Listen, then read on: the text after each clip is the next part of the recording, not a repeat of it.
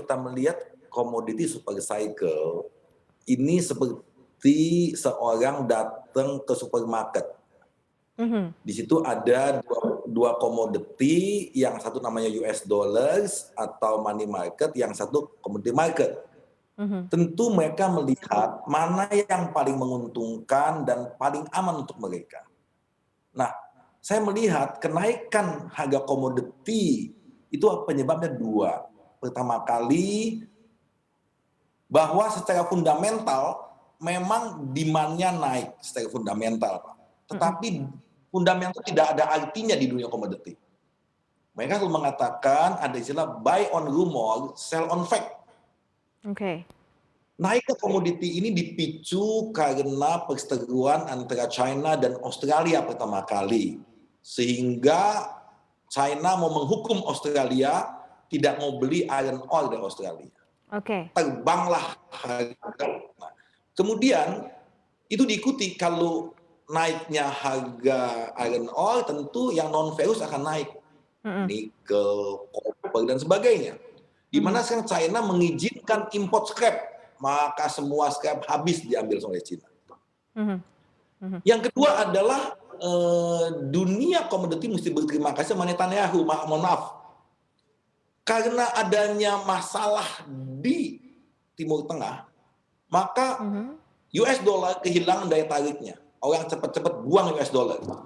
Karena dikhawatirkan Oke. ini akan Oke. berkelanjutan, maka tekan US dollar, ya beli metal. Jadi ada dua masalah yang Mhm. membuat naiknya harga komoditi, karena fundamental dan masalah emosional atau teknikal, demikian. Oke. Ini faktor-faktornya dirasakan saat ini, Pak Petrus yang tadi Anda sebutkan, apakah memang, ada demand yang memang cukup besar atau hanya dalam tanda kutip ulangnya trader saja nih, Pak, Petrus? Kalau boleh saya sampaikan, ini ulah para trader. Jadi saya katakan bahwa perdagangan komoditi between fundamental and technical itu 1 to 50 until 1 to 5,000. Bayangkan, Mmm. kalau misalnya di Mhm. LME, di London Metal Exchange, itu ada super liquid metal Mhm. seperti koper dan aluminium. Mhm. Itu kita bilang super liquid.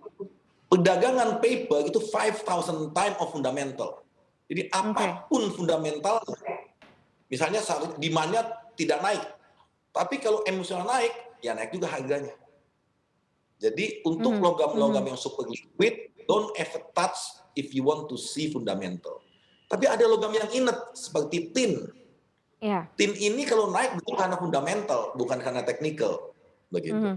Ya. Kalau dilihat dari sisi Jadi saya fundamental dan melihat, demand yang, pada kenyataannya saat ini seperti apa, Pak Petrus? kalau menurut saya demand belum bertambah, fundamental. Karena kita lihat di mana ada pertumbuhan, COVID, pasti pertumbuhan tidak akan banyak. Mhm. Jadi kalau pandangan saya pribadi, saya melihat bahwa kenaikan harga ini hati-hati, ini akan crash karena fundamentalnya tidak naik. Begitu China berdamai dengan Australia, iron ore akan crash, mungkin back to 70 atau even below 50. Begitu iron Mhm. ore crash, kemudian Palestina damai sama Israel, wah. Jangan lupa untuk install aplikasi CNBC Indonesia yang tersedia di App Store dan Play Store dan ikuti terus perkembangan ekonomi bisnis terkini hanya di CNBC Indonesia Beyond Business.